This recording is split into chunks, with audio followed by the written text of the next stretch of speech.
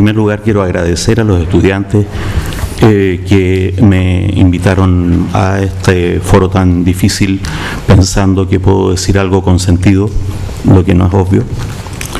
Y agradecer también al profesor Atria por la paciencia que ha tenido para criticar algunas de las cosas que he dicho.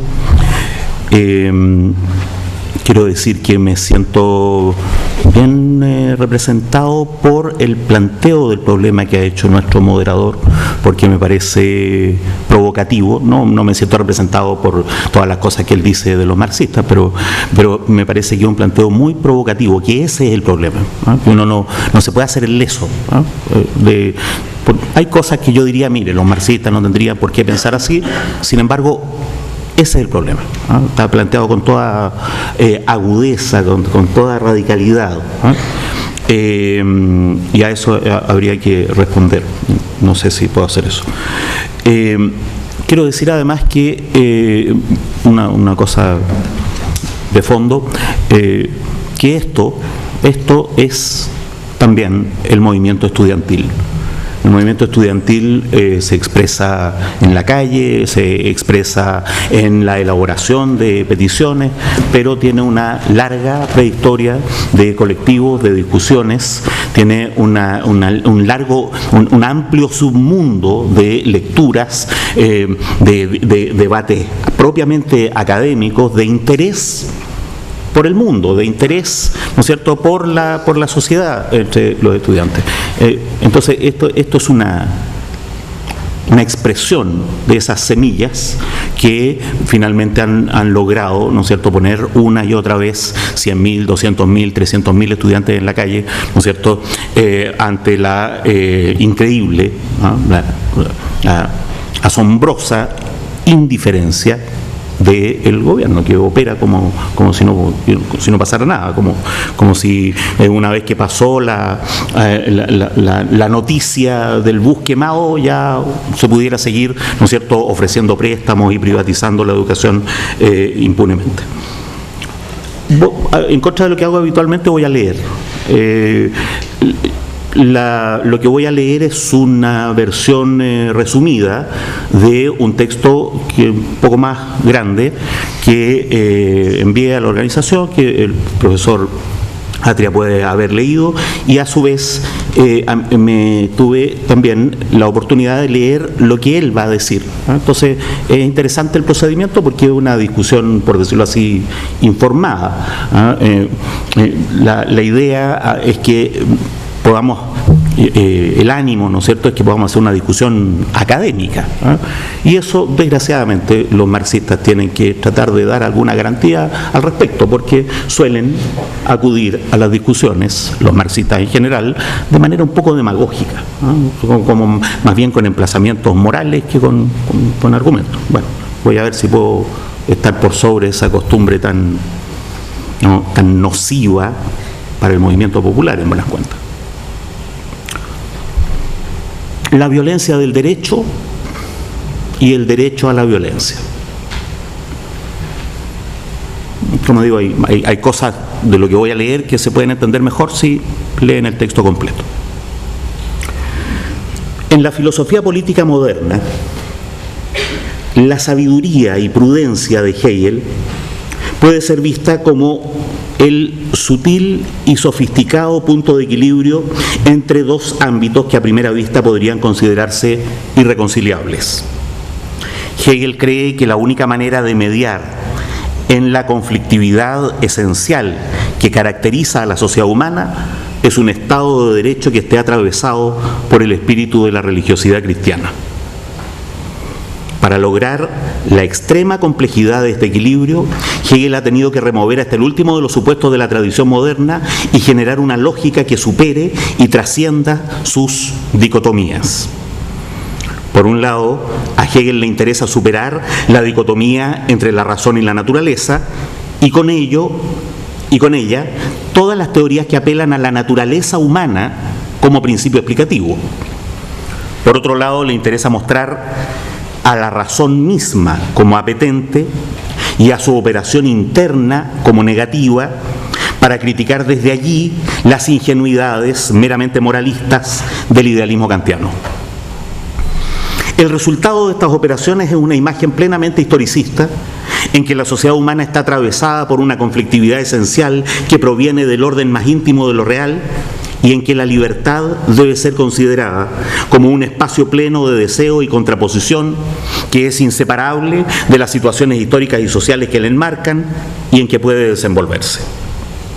Se podría decir que con esto Hegel le ha dado a la violencia un papel esencial y objetivo en la historia. Esencial porque la contradicción que la anima está arraigada en el orden mismo del ser, y objetivo porque su realidad excede largamente a las voluntades individuales y solo puede ser contenida en un espacio social a través de mecanismos que exceden también a las buenas o malas voluntades individuales. Por supuesto, la proposición hegeliana respecto de este carácter profundo y objetivo de la violencia no es ni puede ser que sea extirpable de la historia humana, ni por un acto supremo de la voluntad, ni siquiera por un proceso asintótico que apunte hacia una reconciliación sin conflicto. Maurice Merleau-Ponty, en una crítica ahora clásica, afirma que Hegel propone con esto una idea trágica de la historia. Para Hegel, la violencia no puede ser suprimida, pero, en contra del pesimismo apresurado de Merleau-Ponty, puede ser eficientemente mediada. El conflicto y el mal pertenecen al orden más íntimo de la libertad, pero se puede lograr una sociedad que sea un espacio de mediaciones en que la libertad no se destruya a sí misma. La clave y la posibilidad de estas mediaciones residiría en la construcción de un Estado de Derecho profundamente humanizado por la piedad cristiana, un Estado de Derecho que conjugue a la vez el poder ordenador de la razón y el sentimiento de comunidad que puede surgir de un cristianismo secularizado, libre del racionalismo católico y del sentimentalismo romántico. Un cristianismo que recoja lo más esencial de su origen: el hecho de que la presencia de Dios entre los hombres se manifiesta en su capacidad de perdón, y un Estado de Derecho capaz de recoger la sabiduría contenida en las tradiciones a la vez racionalistas y cristianas del pueblo europeo. Sostengo que el rasgo más profundo y dramático del marxismo, la idea de lucha de clases, proviene directamente de este papel trágico que Hegel le atribuyó a la violencia en la historia. La enorme, la abismal diferencia entre el cálculo de Marx y el de Hegel, sin embargo, queda establecida sobre esta base común, la violencia en la historia, en torno a la posibilidad de mediar socialmente la violencia, en particular de realizar esta mediación en el marco de un Estado de Derecho, aún bajo las condiciones complejas y prudentes que Hegel le impone.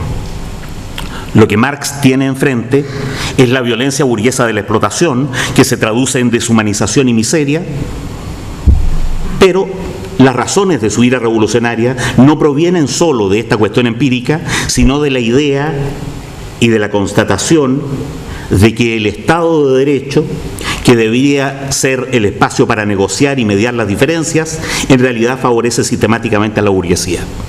La favorece, por decirlo de algún modo, estructuralmente, más allá de que haya o no leyes particulares que favorezcan a los trabajadores, y la favorecen en buenas cuentas porque ha sido construido por ella misma como mecanismo de legitimación y defensa, primero ante los poderes feudales y ahora ante las demandas del proletariado.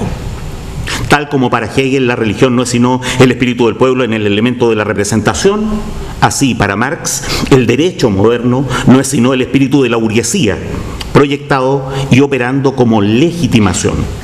Lo que en Hegel es la proyección de la unidad esencial y diferenciada de un pueblo, equivale en Marx a la proyección de la dicotomía de un pueblo dividido por la lucha de clases.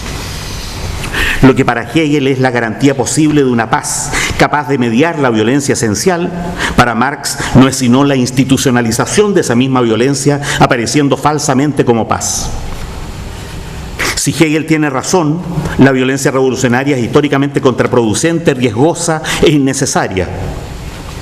Si Marx tiene razón, la violencia revolucionaria es un derecho que surge del carácter estructuralmente sesgado del propio Estado de Derecho. Para Marx, la comunidad no solo está en conflicto, sino que está radicalmente dividida por esta situación. Ante esta situación, está radicalmente dividida por una lucha objetiva en torno al producto social. Si mantenemos la terminología de Hegel, ante esta situación lo que emerge desde el espíritu de un pueblo dividido no es simplemente expresión, como si hubiese un fundamento social común que pudiera expresarse, sino legitimación de posiciones de poder al interior de esta lucha. Con esto, la institucionalización de estas operaciones de legitimación deja de expresar un cierto equilibrio entre poderes contrapuestos y más bien consagra directamente y de manera desnuda el dominio de un bando por el otro. Y es por esta relación de poder sin equilibrio real, sin contrapeso real, que se puede hablar ahora de violencia muy por sobre la conflictividad básica y a pesar de la apariencia de paz que proporciona. Desde el punto de vista de Marx, bajo el Estado de Derecho burgués, la clase dominante llama paz a algo que no es sino la institucionalización de la violencia. Pero con esto, la diferencia que hay entre considerar a las instituciones como expresiones del espíritu de un pueblo o como operaciones de legitimación en un pueblo dividido adquiere una crucial importancia, sobre todo en la época en que hemos pasado de la escasez, que legitimó clásicamente la dominación social, a la abundancia material que puede legítimamente ser reclamada para todos. Si Hegel tiene razón, entonces la realidad material de la abundancia se expresará progresivamente en la vida de conjunto del pueblo y en esa misma medida en sus instituciones. Si Marx tiene razón, entonces las instituciones creadas para legitimar las diferencias sociales en la época de la escasez prolongarán su sombra y su peso cosificadas incluso sobre esta nueva época. Lo que sabemos hoy es que en medio de la abundancia impera e incluso se agrava la más atroz miseria. Y lo que sabemos también es que, de acuerdo con otro de los aspectos proféticos de la obra de Marx, su teoría de la enajenación, la abundancia misma es vivida por quienes acceden a ella de manera crecientemente deshumanizada. Marx ha sido capaz de ver algo que Hegel simplemente no pudo ver, que la violencia excedente en la historia, originariamente motivada por la escasez, ha generado instituciones que, cosificadas, la legitiman y prolongan más allá de la época histórica en que puede tener algún sentido y la presentan falsamente como paz. La principal y central de esas instituciones es el Estado de Derecho. Pero si justamente el Estado de Derecho, que en el mejor horizonte burgués es el espacio en que se deberían contener y negociar las diferencias sociales, consagra y legitima, perpetúa la violencia de las clases dominantes, entonces tenemos derecho a la violencia revolucionaria. Es necesario, por supuesto, especificar en este contexto qué significa tenemos derecho. Especificar quiénes lo tienen, en virtud de qué. ¿Y de derecho a qué estamos hablando? Es necesario especificar las condiciones bajo las cuales puede ser llamado derecho y no una pretensión cualquiera. En sentido puramente técnico, una pretensión particular solo puede ser considerada derecho si se sigue de manera válida de una norma jurídica que ha sido establecida de manera válida. Pero esto, que es cierto para las pretensiones particulares, no es razonable ni plausible respecto de lo que pueden ser llamados derechos fundamentales. No tenemos derecho a la vida, a la educación, o incluso a la propiedad privada, o al libre arbitrio sobre su usufructo, simplemente porque una norma jurídica lo establezca. Desde un punto de vista historicista, estos son derechos que se han construido y conquistado a partir de situaciones sociales concretas y tras largas luchas políticas. Las normas que ahora explicitan e institucionalizan esos derechos no se llaman jurídicas solo en virtud de los aspectos formales de su validez, sino porque en ellas la sociedad humana ha convertido en institución principios que considera justos y necesarios para su convivencia. Y el haberlos convertido en instituciones tiene el sentido de sacarlas del ámbito de las pretensiones particulares, proveerlas de la universalidad y la fuerza necesaria para hacerlas exigibles y para promover de manera perentoria su cumplimiento.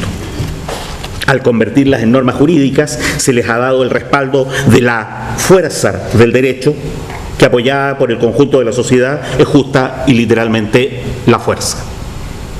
Desde luego, el que hayan sido elevadas a ese carácter a través de luchas políticas, la mayor parte de las veces bastante agudas y violentas, nos indica que el contenido de justicia de tales principios no obedecen a ningún modelo general o abstracto de justicia, ni siquiera a un modelo que pueda considerarse ideal o meramente racional.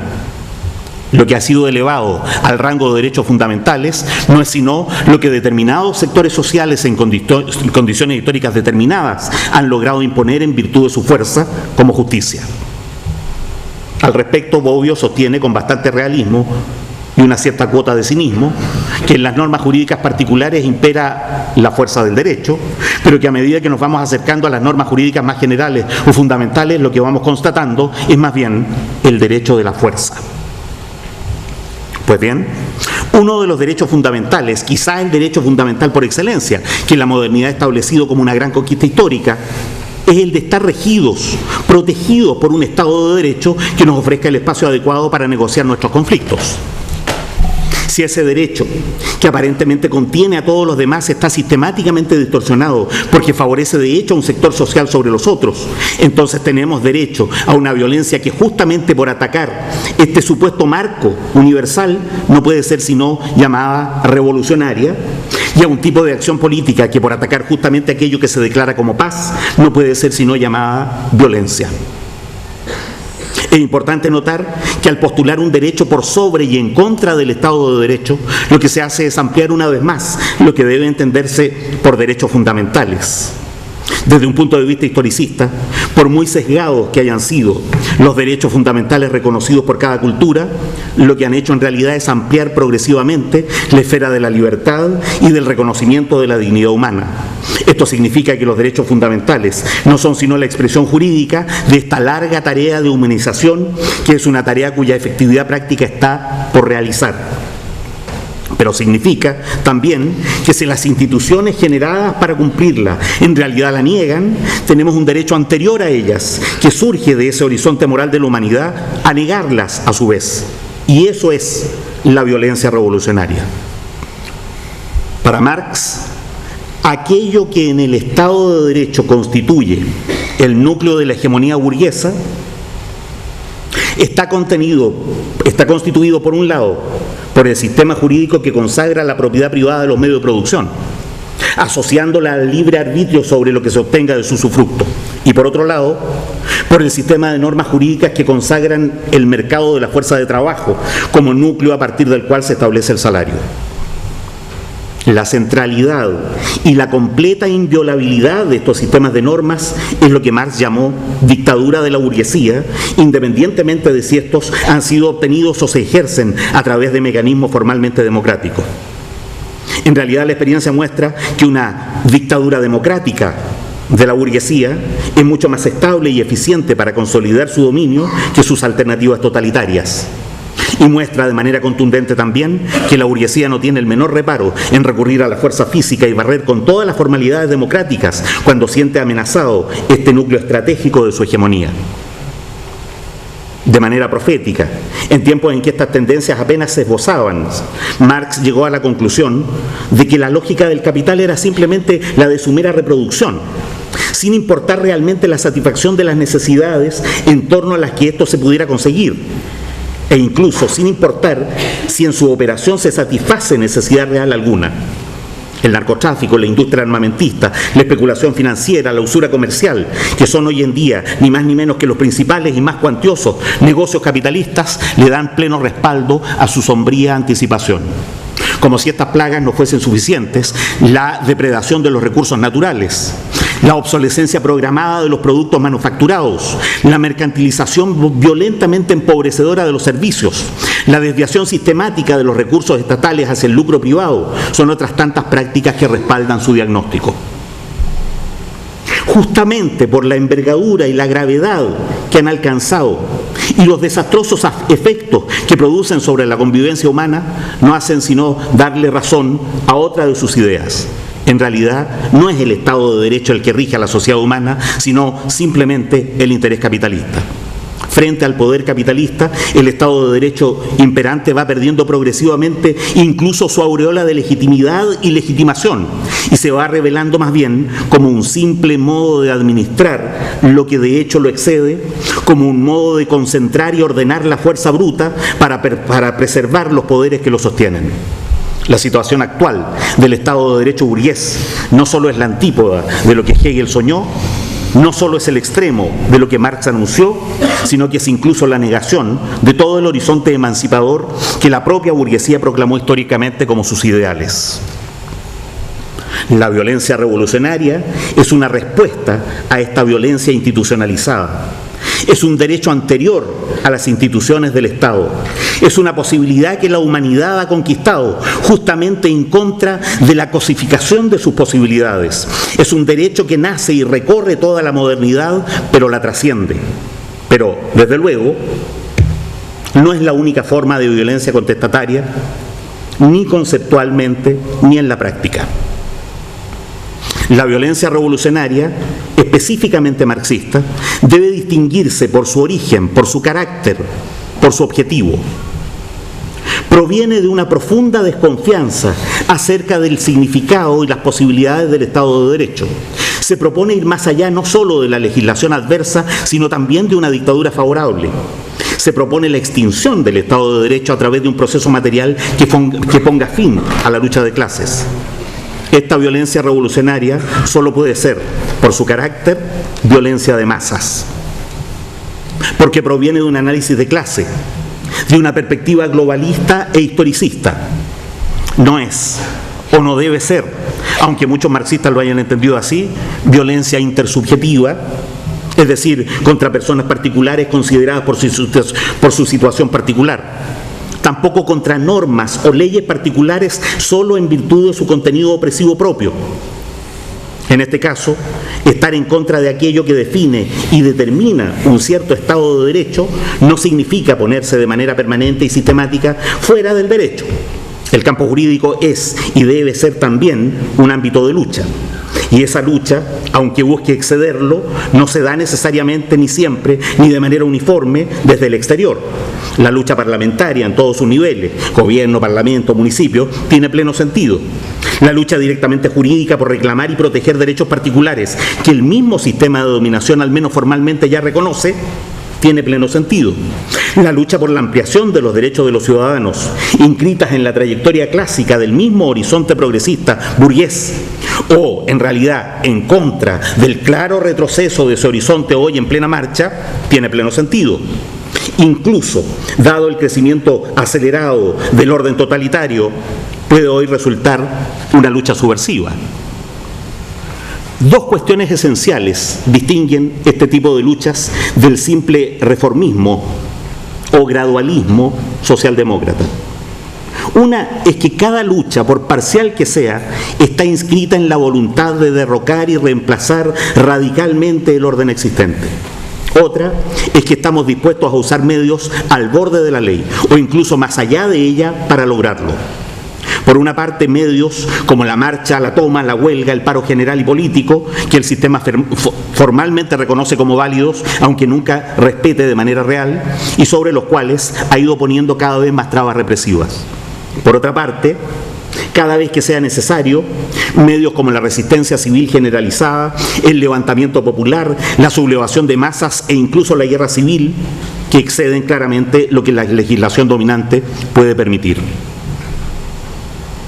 Pero de manera inversa, otra serie de rasgos igualmente esenciales deben distinguir esta violencia de la violencia vanguardista, aunque use retórica marxista.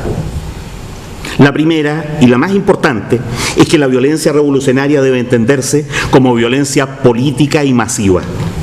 Las revoluciones deben hacerlas los pueblos, no los milicos, ni aunque sean de izquierda. Deben hacerlas los trabajadores como conjunto, no sus vanguardias, ni aun en el caso en que digan o parezcan conducirlos.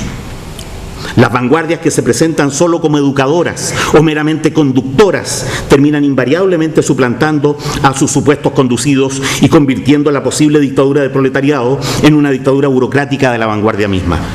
La violencia revolucionaria debe ser siempre violencia de masas. el número de los que la emprendan, el tipo de relación que mantienen con aquellos que los dirijan, no son en absoluto detalles incidentales o menores. Por supuesto, la inveterada impaciencia vanguardista reclamará aquí que a ese ritmo la revolución simplemente no ocurrirá nunca. Pero es necesario, y en muchos sentidos imperioso, analizar de manera profunda esa impaciencia, sus orígenes y sus previsibles resultados. Contra la ingenuidad vanguardista, es necesario pensar la revolución y la violencia revolucionaria como una larga marcha llena de batallas grandes y de muchísimas otras muy pequeñas, muchas en las que predominan los rasgos militares y muchas más en las que predominan más bien la presión y la acción masiva de los ciudadanos.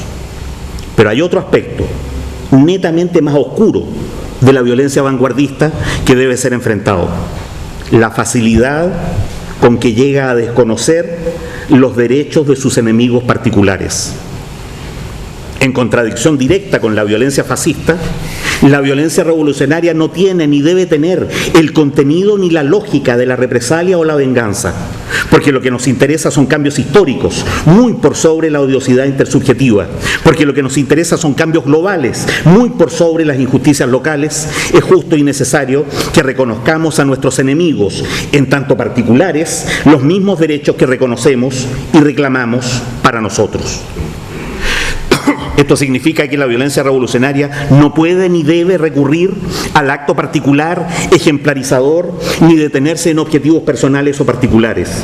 Toda la justicia que corresponda reclamar o ejercer en situaciones particulares, por muy graves que sean y por mucha dureza que merezcan, debe inscribirse en el horizonte de garantías procesales y penales que la modernidad ha construido y que flagrantemente no respeta. Es necesario, por cierto, incluir en ese horizonte las muchas convenciones que se han establecido para situaciones de confrontación militar. La guerra que queremos dar no tiene los mismos contenidos y por ello no puede tener las mismas formas que la guerra que nos opondrá el enemigo. Estas condiciones de la violencia revolucionaria, que buscan distinguirlas de la consigna fácil de una paz que de hecho no existe, y a la vez de la tentación catártica de intentar resolver todo el nudo de las contradicciones históricas en un solo golpe, son parte del sustento argumentativo que nos permite reclamarla como un derecho. Pero la teoría y sus argumentaciones, siempre cargada de buena moralidad, también teórica, debe ser contrastada con la dureza fríamente amoral de la realidad. La avidez desenfrenada de los poderosos, la ira acumulada y sin consuelo de los pobres, la mediocridad de la vida y la permanente frustración incluso de los que consumen, no logran ni pueden lograr establecer un marco real en que estas buenas moralidades salgan al campo simplemente a enfrentarse con la caballerosidad con que se han debatido en el mundo académico. La iniciativa revolucionaria siempre es violenta. Lo es sobre todo para la clase dominante, y de sus respuestas deriva en general su agudización hacia la violencia física o militar. Ellos llaman falsamente paz a su violencia. Nosotros no tenemos por qué revestir como paz la violencia que les contraponemos, incluso en el caso de que no se traduzca en hechos físicos o militares. Hablar contra la violencia, sobre todo en abstracto y de manera genérica, venga de donde venga, es siempre un argumento fácil para los que no quieren cambios profundos. Explicitar el contenido de violencia que acarrean y contra el cual se contraponen es siempre un deber y un derecho para los que sí buscan alcanzarlos. Los espantos flagrantes de la realidad siempre han sido un buen terreno para los conservadores. En virtud de una lógica que solo es lógica para los que tienen mucho que perder, siempre prefieren atenerse a lo que hay antes que correr el riesgo de empeorarlo apurando el cambio. La voluntad revolucionaria, no solo por razones empíricas, es la actitud exactamente contraria a esta prudencia tan frecuentemente cómplice. Nos gustaría estar entre los vencedores. Nos resignaríamos a estar entre los vencidos. Donde no queremos estar en ningún caso es entre el público. la actitud conservadora respecto de la violencia, incluso entre los más progresistas, nos pide que ofrezcamos garantías de que esta violencia histórica de masas que apunta hacia el comunismo no terminará confundiéndose lisa y llanamente con la violencia vanguardista, con sus oscuras connotaciones de represalia, venganza y su eventual resultado totalitario. Si quienes plantean esto han escuchado este texto hasta aquí y aún así insisten en plantearlo, mi opinión es que simplemente no han entendido justo el punto esencial. El punto es que me he extendido a lo largo de este texto sobre la idea de violencia estructural, sobre la violencia contenida de hecho en las prácticas sociales opresivas, aún bajo la plena vigencia del Estado de Derecho, sobre la violencia contenida por eso en el Estado de Derecho mismo que las avala y tolera. Y he usado de manera consistente y hasta el grado del cansancio para todo esto el término violencia, no conflictividad, ni contraposición, ni diversidad, ni desacuerdo. No solo tenemos derecho en principio, por razones filosóficas, a la violencia revolucionaria. Nuestro derecho surge también empíricamente de un sistema que se obstina en no escuchar las demandas más sentidas del conjunto del pueblo, a pesar de que ha comprobado la presencia de cientos de miles en las calles, decenas de veces, pidiendo que les restauren los derechos que ya habían sido conquistados y reconocidos como justos. Y a pesar de que abrumadoramente todos los sondeos de opinión que el mismo sistema usa para validarse le confirman ese mismo clamor. Surge empíricamente de un sistema político en que los representantes simplemente abandonan a sus representados y dedican todos sus esfuerzos solo a perpetuarse y a atender los intereses de los poderosos. Nuestro derecho a la violencia revolucionaria surge empíricamente como respuesta a la desmedida avidez del lucro, a la hipocresía general, al cinismo de quienes le oponen solo llamamientos morales, sin la más mínima eficacia, sin más eficacia que obtener nuevos términos de negociación mercantil que no hacen sino profundizarlo. Y cuando les preguntamos a esos prudentes, a esos moralizantes, ¿qué garantía tenemos de que el marco democrático actual ofrezca un espacio para acoger y responder a nuestras demandas de justicia? Y hacemos patente las condiciones de hecho en que esto es negado. Nos responden con moralinas acerca de la paz, del valor de la democracia, de los peligros de la violencia. Y cuando insistimos en qué clase de garantía nos dan entonces, no tienen problemas en reconocer las imperfecciones de la democracia, los vacíos de la moralidad dominante, es decir, no tienen problemas en reconocer que no pueden darnos garantía alguna. Pues bien, cuando moralizamos sobre la violencia revolucionaria y tratamos de distinguirla de la violencia vanguardista, cuando postulamos el imperativo moral de la violencia revolucionaria para que se mantenga dentro de los límites de sus objetivos emancipadores y humanistas, podemos dar garantías de que la intensa frustración de las capas medias, de que la ira de los pobres se sujetará a estos altos ideales, o de que nuestras respuestas a la brutalidad represiva se mantendrán dentro del civilizado respeto a los derechos del hombre. Sépanlo y asumamos esto en todas sus consecuencias. No podemos dar más garantías que la moral que decimos tener. Por eso he hablado de violencia. Eso es.